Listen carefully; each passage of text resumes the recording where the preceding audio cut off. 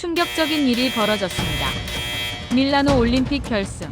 모두가 개최국의 우승을 확신하던 순간이었습니다. 방송국 데이터는 한국의 승률을 낮게 예측했고 해설진조차 3위에 머문 한국을 변수에서 지웠습니다. 그런데 코너에서 벌어진 대형 충돌 위기, 0.1초의 회피, 그리고 8년의 갈등을 지운 단 한 번의 밀어주기. 며칠 전 같은 자리에서 넘어졌던 22살 막내가 다시 그 코너로 파고듭니다. 숫자로는 설명되지 않는 마지막 0.0x초. 전 세계가 숨을 멈춘 그 역전의 진실을 공개합니다. 그 전에 구독과 좋아요를 눌러주시면 영상 제작에 큰 힘이 됩니다. 그리고 한국이 최고라고 생각하신다면 댓글에 한국 최고라고 남겨주세요. 어디서 듣고 계신지도 함께 남겨주세요. 그날 아침, 저는 서버에 파일 하나를 올려뒀어요. 제목은 이탈리아 우승 확률 78% 최종 해설 초안. 경기 시작까지 5시간이 남아 있었죠. 제 이름은 알렉사 리드입니다. 나이는 29이고요. 미국 방송사에서 올림픽 데이터 분석가로 일한 지 6해째예요. 쇼트트랙 계주 종목 전담이고 선수 가속도, 코너 안정성, 푸시 타이밍, 오차 이런 것들을 실시간으로 분석해서 방송 해설진에게 전달하는 게 제 일이죠. 그날은 밀라노 올림픽 여자 계주 결승이었어요. 저는 새벽부터 나와서 분기 데이터를 다시 돌렸습니다. 시즌 기록, 코너 평균 각도, 홈 어드밴티지 가중치까지 전부 변수로 넣었죠. 결과는 변하지 않았어요. 이탈리아 78%, 한국 4%. 나머지는 나눠 갖는 구조였습니다. 회의실에 들어가자 총괄 PD인 마이클 핸더슨 씨가 저를 보더니 물었어요. 오늘 라인업 확정이냐고요? 저는 고개를 끄덕였습니다. 개최국 비중 유지해. 논란 생기면 내가 책임져. 마이클 씨는 그렇게 말하고 자리를 떴어요. 저는 노트북 화면을 다시 봤습니다.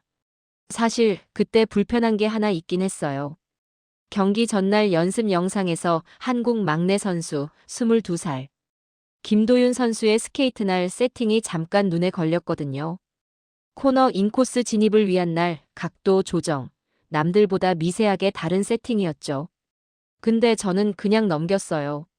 어차피 결과는 정해져 있는데. 속으로 그렇게 생각했으니까요. 한국 팀에 대한 제 판단은 솔직히 경기 전부터 굳어져 있었습니다. 2016년부터 이어진 내부 갈등 기사들, 법적 공방, 외신에서도 종종 다뤘던 대표팀 분열 보도들. 저는 그걸 전부 데이터베이스에 넣고 심리적 안정성 변수로 처리했어요. 결과는 낮았죠. 아침 회의에서 제가 말했습니다. 한국은 개인전 금메달 제로, 이번 시즌 계주 최고 기록도 3번째입니다. 감정적으로 흔들리는 팀이에요. 아무도 반박하지 않았어요. 인턴인 에밀리가 한마디 했죠. 근데 어제 연습 때 분위기가 나쁘지 않았다던데요. 저는 웃으며 말했습니다. 연습 분위기랑 결승 심리는 달라. 숫자 믿어. 그때는 진짜 그게 맞는 말이라고 생각했어요. 저는 6년 동안 수십 번의 결승 경기를 분석했고 데이터가 틀린 적은 거의 없었거든요. 한 번도 아니고 거의요. 링크 위에 선수들이 올라오기 시작했어요. 저는 모니터 3개를 켜고 각도별 카메라 피드를 정렬했습니다. 오른쪽 모니터에는 가속도 실시간 그래프, 왼쪽에는 각 팀 주자, 번호와 예측 라인, 가운데엔 방송 피드가 들어와 있었죠. 한국 팀이 입장했어요. 저는 화면 속 4명을 훑어봤습니다. 베테랑 2명, 중견 하나, 그리고 막내 김도윤. 표정들이 생각보다 조용했어요. 흔들리는 게 보이지 않았죠. 그런데 그 순간 베테랑 2명이 아주 짧게 손을 맞잡는 장면이 카메라에 잡혔습니다. 저는 눈을 가늘게 떴어요. 연출이겠지. 그렇게 중얼거리고 시선을 돌렸습니다. 출발 신호가 울렸어요. 출발 신호와 함께 링크 위의 공기가 달라졌어요. 저는 모니터에서 눈을 떼지 않았습니다. 오른쪽 그래프가 요동치기 시작했고 각 팀 주자들의 가속도 수치가 실시간으로 올라왔죠. 이탈리아 첫 번째 주자가 예상대로 초반 선두를 잡았어요. 홈 링크 특유의 자신감이 그대로 드러나는 스케이팅이었습니다. 저는 한국 쪽 데이터를 확인했어요. 베테랑 최민정 선수, 32살, 팀의 첫 번째 주자였습니다. 코너 진입 각도가 안정적이었어요. 근데 속도는 이탈리아보다 낮았죠. 그래프가 정확히 제가 예측한 범위 안에서 움직이고 있었습니다. 봐. 딱 맞아 떨어지잖아. 저는 옆에 앉은 에밀리에게 말했어요. 에밀리는 아무 말 안 했습니다. 화면만 보고 있었죠. 경기가 시작되고 저는 잠깐 시선을 왼쪽 모니터로 돌렸어요. 거기엔 제가 지난 이틀 동안 모아둔 한국팀 관련 자료들이 정리돼 있었습니다. 2016년부터 2023년까지 대표팀 내부 갈등에 관한 외신 기사들, 법원 기록 요약본, 그리고 당시 국내 여론 흐름 분석 자료. 숫자로 보면 명확했어요. 그 팀은 결정적인 순간에 흔들렸습니다. 외부 압박이 커질수록 내부가 먼저 터졌고 그게 기록에 그대로 찍혔죠. 저는 대학 시절 생각이 잠깐 났어요. 룸메이트가 한국인이었는데 처음엔 사이가 좋았습니다. 그런데 어느 날 사소한 오해 하나가 생겼고 그게 한 학기 내내 풀리지 않은 채로 끝났어요. 제가 먼저 다가가려 할수록 상대는 더 조용해졌고 저는 그게 계산적으로 느껴졌죠. 나중에 상사가 했던 말이 떠올랐어요. 아시아팀은 판정 압박에 민감하다고 감정을 잘 드러내지 않는 게 오히려 불안정하다는 신호라고요. 저는 그 말을 그냥 받아들였었습니다. 지금 생각하면 그게 편견이었다는 걸 알아요. 하지만 그때는 몰랐어요. 경험이라고 생각했으니까요. 직업적 판단의 근거라고 믿었죠. 다시 화면을 봤어요. 두 번째 주자 교대가 이루어지는 구간이었습니다. 그 순간 카메라 하나가 한국 대기 구역을 잡았는데 심석희 선수가 조용히 서 있었어요. 눈을 감고 입술을 달싹이지도 않고 그냥 서 있었습니다. 저는 그 장면이 왠지 이상하게 오래 눈에 남았어요. 감정을 억누르는 건지 아니면 감정이 없는 건지 분류하기가 어려웠거든요. 데이터로 잡히지 않는 표정이었습니다. 그래프를 다시 봤어요. 한국이 선두에서 조금씩 밀리고 있었습니다. 이탈리아와 캐나다가 앞서고 한국은 세 번째. 예측 범위 아니었죠. 저는 해설 초안 파일을 열었어요. 한국은 이번 대회에서 개인전 메달을 한 개도 따지 못했습니다. 계주에서도 초반 하위권에 머물며 전문가들의 예측대로 흘러가고 있습니다. 그 문장을 확인하고 저장 버튼을 눌렀습니다. 그때였어요. 경기 화면에서 뭔가 이상한 게 눈에 들어왔습니다. 최민정 선수가 다음 주자에게 바통을 넘기는 그 짧은 순간, 아주 잠깐 심석희 선수와 눈이 마주치는 장면이 잡혔어요. 말은 없었습니다. 눈빛만 교환됐죠. 저는 리플레이를 돌렸어요. 2번, 3번. 아무 말도 없는 장면이었습니다. 근데 뭔가 전달된 게 있는 것 같았어요. 제가 분류할 수 없는 종류의 무언가가요. 저는 파일 창을 닫았습니다. 연출이야. 카메라 앞이잖아. 그렇게 중얼거렸지만 마음 한구석이 찜찜한 건 어쩔 수 없었어요. 링크 위에서 한국은 여전히 세 번째였습니다. 세 번째 바퀴였어요. 이탈리아가 선두를 굳히고 있었고 캐나다가 바짝 붙었습니다. 한국은 세 번째. 격차는 좁혀지지 않았어요. 그래프가 정확히 제가 그린 곡선 위에서 움직이고 있었죠. 저는 편안했습니다. 이런 감각, 예측이 들어맞을 때의 이 안정감. 저한테는 그게 일종의 만족이거든요. 감정이 아니라 숫자가 옳다는 확인이랄까요? 그런데 다섯 번째 바퀴 초반이었어요. 코너 진입 구간에서 캐나다 선수가 균형을 잃었습니다. 순식간이었어요. 날이 살짝 걸렸는지 상체가 앞으로 쏠리면서 그 선수가 미끄러지기 시작했죠. 저는 숨을 참았어요. 방향이 한국 쪽이었거든요. 그래프 수치를 보니까 충돌까지 추산거리가 0.1초 남짓이었습니다. 그 찰나 한국 선수가 반응했어요. 상체를 왼쪽으로 틀면서 날 방향을 바꿨죠. 완벽하진 않았습니다. 균형이 흔들렸어요. 하지만 넘어지지는 않았습니다. 충돌은 일어나지 않았어요. 경기장에서 낮게 탄성이 나왔습니다. 저는 리플레이 버튼을 눌렀어요. 3번 반복했죠. 반응 시간을 계산했습니다.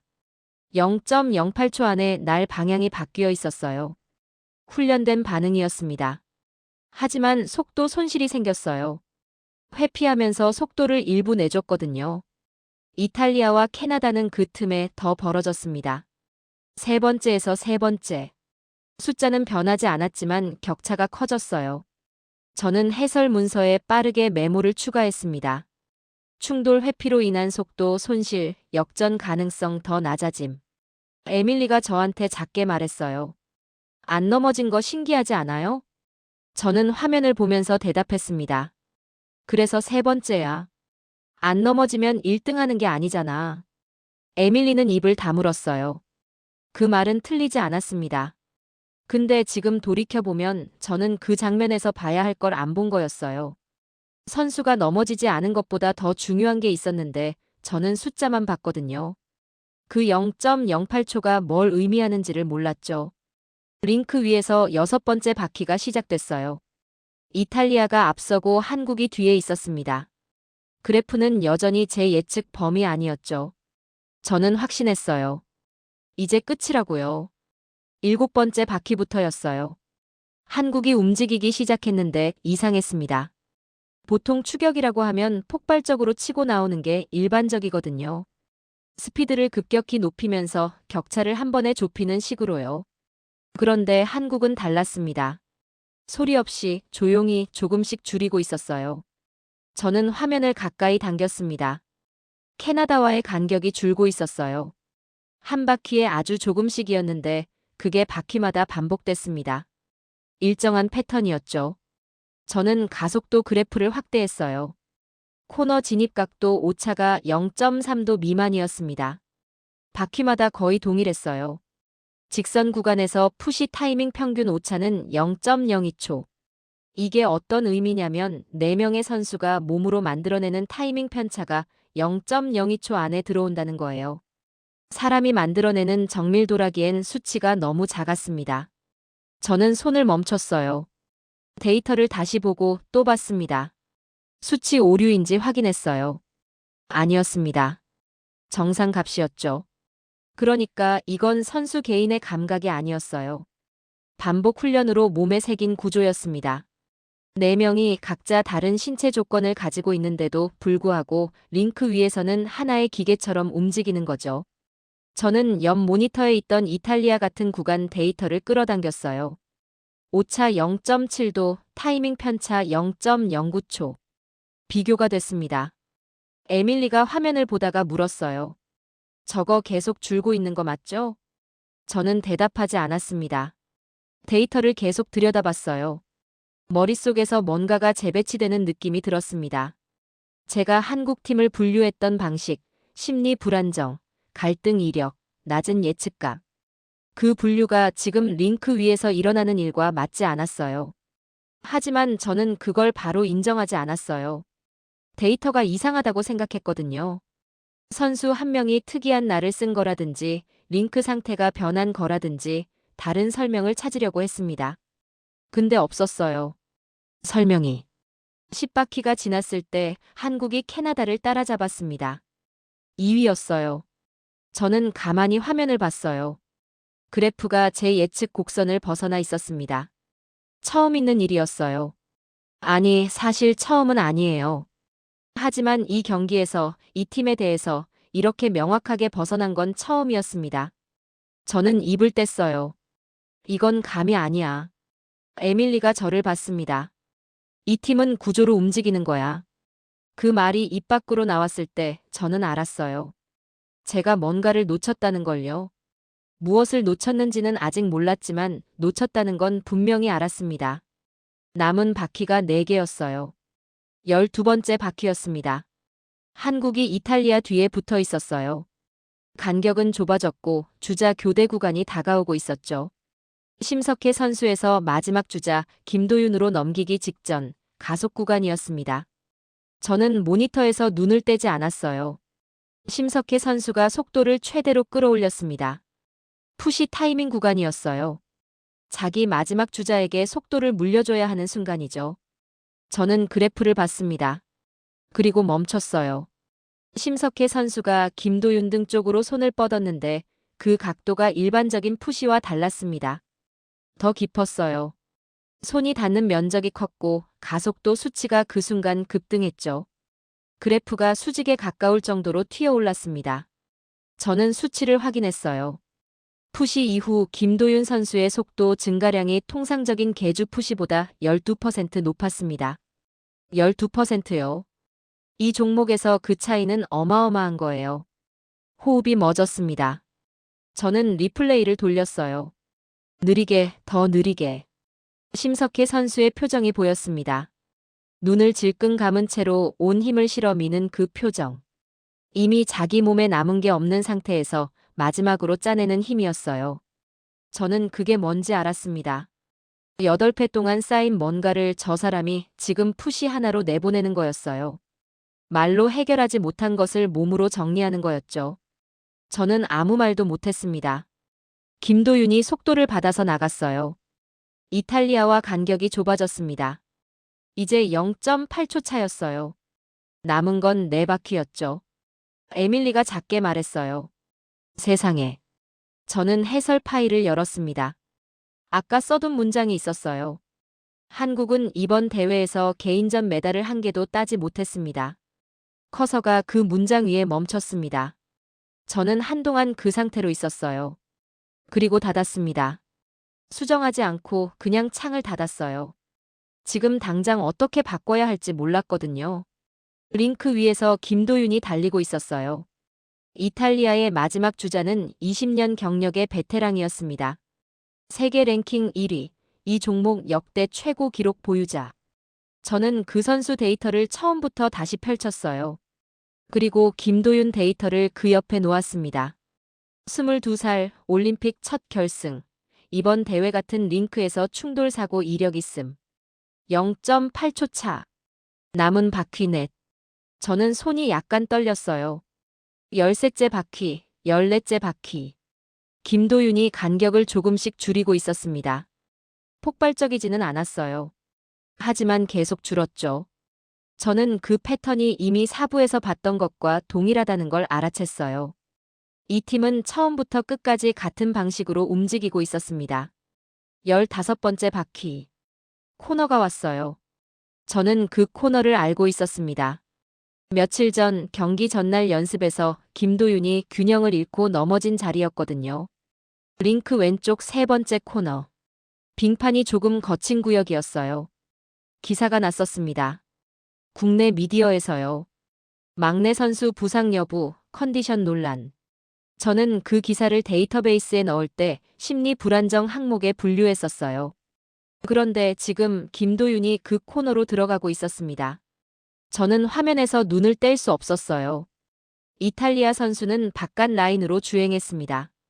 안정적인 선택이었어요. 경험이 많은 선수들이 하는 선택이죠. 속도를 약간 잃더라도 균형을 우선시하는 거예요. 김도윤이 코너 입구에서 라인을 봤습니다. 저는 잠깐 그 선수 눈을 봤어요. 카메라가 가까이 잡아줬거든요. 눈이 떨리지 않았습니다. 그 코너를 보는 눈빛이 두려움이 아니었어요. 뭔가 다른 게 있었습니다. 저는 갑자기 생각이 났어요. 몇 년 전 제가 발표를 망쳤던 날이요. 대학원 세미나에서 데이터 오류를 발표 도중에 깨닫고 말을 멈춰버린 적이 있었어요. 그 방의 침묵이 너무 선명해서 지금도 떠올라요. 저는 그 이후로 발표 전날마다 12번씩 검토하게 됐습니다. 그게 저한테는 트라우마였거든요. 피하는 것으로 해결했어요. 더 철저히 준비해서 실수할 상황 자체를 없애는 방식으로요. 근데 지금 저 선수는 달랐습니다. 넘어진 자리로 일부러 더 깊이 들어가고 있었어요. 바깥 라인이 아니었습니다. 인코스였어요. 이탈리아 선수가 선점한 바깥을 피해서 안쪽으로 더 좁고 더 날카로운 라인으로 진입하고 있었죠. 저는 숨을 참았습니다. 저 코너에서 넘어졌잖아요. 바로 저 자리에서. 그런데 다시 들어가고 있었어요. 그것도 더 안쪽으로. 제 머릿속에서 뭔가가 깨지는 소리가 났어요. 두려움을 피하는 게 아니라 두려움이 있는 자리를 더 정확히 아는 방식으로 극복하고 있었습니다. 저는 그 차이를 그때 알았어요. 코너 진입이 시작됐습니다. 인코스로 들어갔습니다. 이탈리아 선수가 반응했어요. 바깥 라인을 달리다가 내측을 파고드는 김도윤을 막으려고 각도를 틀었지만 이미 늦었습니다. 반박자였어요. 경험이 많은 선수일수록 자기 라인에 대한 확신이 강하거든요. 그게 역으로 반응을 늦추는 원인이 됐죠. 김도윤이 코너를 빠져나왔습니다. 저는 그래프를 봤어요. 두 선수의 속도 그래프가 교차했습니다. 경기장이 조용해졌어요. 관중 소리가 일순 끊기는 느낌이었습니다. 저도 말이 나오지 않았고 에밀리도 멈춰 있었어요. 마지막 직선 구간이었습니다. 두 선수가 나란히 달렸어요. 차이를 눈으로 구분하기 어려운 수준이었죠. 저는 타이머를 봤습니다. 남은 거리, 속도, 벡터, 현재 간격 수치. 계산이 나왔어요. 한국이었습니다. 결승선이 눈앞이었어요. 이탈리아 선수가 한 번 더 몸을 밀었지만 타이밍이 안 됐습니다. 속도가 이미 최대치였고 더 끌어낼 여유가 없었어요. 김도윤이 결승선을 통과했습니다. 숫자가 떴어요. 0.04초 차였습니다. 경기장 전체가 멈췄어요. 딱 1초 그 침묵이 있었고 그 다음에 소리가 터졌습니다. 저는 그 1초 동안 아무것도 못했어요. 화면만 봤습니다. 세계 속보가 올라왔어요. 방송 피드에 자막이 깔리기 시작했습니다. 에밀리가 저를 봤어요. 아무 말 안 했지만 눈이 빨개졌더라고요. 저는 모니터를 봤습니다. 제가 올려둔 해설 파일이 열려 있었어요. 한국은 오늘 변수도 안 된다. 그 문장이 화면에 있었습니다. 저는 그 문장을 한참 봤어요. 한국이 이겼습니다. 0.04초 차로. 넘어졌던 코너에서 더 깊은 라인을 골라서 더 좁은 자리를 파고들어서요. 저는 그게 운이라고 생각하지 않았습니다. 그 순간만큼은요. 이건 변수가 아니었어요. 실력이었습니다. 그 단어가 머릿속에서 자리를 잡았을 때 저는 처음으로 뭔가 잘못 봤다는 걸 인정했어요. 숫자가 아니라 숫자 안에 담겨야 했던 것들을 놓쳤다는 걸요. 마이클 씨한테서 연락이 왔습니다.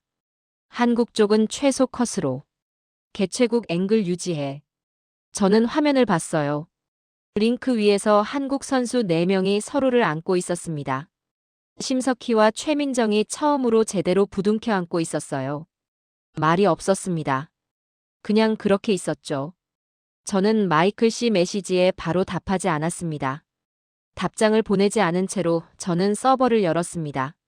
새벽에 올려둔 파일이 있었어요. 이탈리아 우승 확률 78% 최종 해설 초안. 제목이 그대로였습니다. 마우스를 가져갔어요. 전체 선택을 눌렀습니다. 그리고 멈췄어요. 링크 위 화면을 한 번 더 봤습니다. 최민정이 막내 김도윤의 헬멧을 두 손으로 잡고 뭔가 말하고 있었어요. 카메라가 소리를 잡지 못했지만 입모양이 보였습니다. 잘했어. 같은 말이었을 거예요. 아니면 수고했어. 정확한 말보다 그 표정이 전부였습니다. 심석희는 링크 가장자리에 혼자 서 있었어요. 손으로 얼굴을 가렸습니다. 어깨가 흔들렸어요. 저는 그걸 보면서 이상하게 제가 룸메이트한테 제대로 말을 걸지 못했던 그 겨울이 떠올랐습니다. 오해가 쌓인 채로 학기가 끝났고 저는 그게 상대방 때문이라고 생각했었거든요. 근데 지금 저 선수들을 보면서 그게 아닐 수도 있었겠다 싶었어요. 말을 못한 게 아니라 말이 아닌 방식으로 표현하는 사람들이 있다는 걸 몰랐던 거죠. 삭제 버튼을 눌렀습니다. 파일이 사라졌어요. 저는 새 문서를 열었습니다. 커서가 깜빡였어요. 한 줄을 썼습니다. 그들은 무너지지 않았다. 정리하고 돌아왔다. 그 한 줄을 쓰는데 꽤 오래 걸렸어요. 근데 쓰고 나서는 금방이었습니다. 나머지가 따라왔거든요. 데이터 분석 자료를 새로 열었어요. 코너 각도 0.3도 미만, 푸시 타이밍 오차 0.02초, 충돌 회피 반응 0.08초, 인코스 진입 선택. 이것들을 전부 다시 배치했습니다. 이번엔 다른 분류 항목에 넣었어요. 팀 운영 구조, 훈련 시스템 정밀도, 위기 대응 훈련 결과. 마이클 씨한테서 다시 연락이 왔습니다. 알렉사, 방송 방향 확인 중이야. 개최국 앵글로 간다. 저는 잠깐 생각했어요. 커리어를 생각하면 그냥 따라야 했습니다. 상사 말대로 최소 컷으로 처리하고 이탈리아 앵글 유지하고 아무 일도 없었던 것처럼 넘기면 됐어요. 근데 그러면 저는 제가 본 걸 없던 것으로 만드는 거잖아요. 저는 답장을 보냈습니다. 한국 쪽 풀 리플레이 내보낼게요. 이번 경기에서 가장 중요한 장면이에요. 마이클 씨가 바로 전화를 했어요. 저는 받았습니다. 목소리가 날카로웠죠. 근거가 있냐고 했어요. 저는 말했습니다. 데이터가 있어요. 코너 진입 각도, 푸시 타이밍, 위기 대응 전부요. 이건 감동 스토리가 아니에요. 팀이 어떻게 작동하는지를 보여주는 장면이에요. 그게 뉴스예요. 침묵이 잠깐 있었습니다. 내 책임이야. 그렇게 말하고 끊었어요. 저는 편집 화면을 열었습니다. 한국 리플레이를 전면 배치했어요. 심석희의 푸시 장면, 김도윤의 코너 진입, 두 베테랑의 눈빛 교환, 그리고 결승선 통과 장면까지. 방송이 나갔습니다. 에밀리가 조용히 말했어요. 저 팀 멋있어요. 저는 고개를 끄덕였습니다. 그 말이 맞다고 생각했거든요. 처음으로요. 링크 위에서 시상식 준비가 시작됐어요.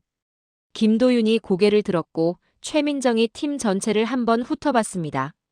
말없이 그냥 눈으로요. 저는 새 파일 저장 버튼을 눌렀어요. 제목을 바꿨습니다. 구조가 이기는 방법 밀라노 여자 계주 분석. 저는 이 일을 6년 했어요. 데이터를 믿었고 그 믿음이 제 일의 전부라고 생각했습니다. 지금도 데이터를 믿어요. 하지만 한 가지 달라진 게 있습니다. 데이터가 보여주지 못하는 게 있다는 걸 이제는 알아요.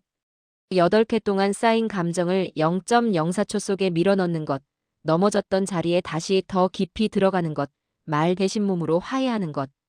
그게 수치로 잡히긴 해요. 오차 0.02초, 각도 0.3도, 가속도 증가 12%. 근데 그게 왜 가능했는지는 숫자가 설명 못합니다. 그건 사람이 설명해야 하는 부분이었어요. 저는 그걸 몰랐던 거고요. 나중에 경기 분석 보고서에 이렇게 썼습니다. 데이터는 결과를 예측하지만 사람은 결과를 바꾼다. 이 팀은 그것을 증명했다. 제가 처음 서버에 올렸던 파일, 이탈리아 우승 78%. 그건 삭제됐어요. 복구할 생각도 없습니다. 대신 남은 건 0.04초짜리 데이터예요. 그리고 그 숫자가 만들어지기까지의 이야기. 여러분은 어떠세요? 숫자 너머에 있는 것들을 놓친 적 있으신가요? 댓글로 한번 나눠주세요. 이 이야기가 마음에 닿으셨다면 구독과 좋아요 부탁드립니다.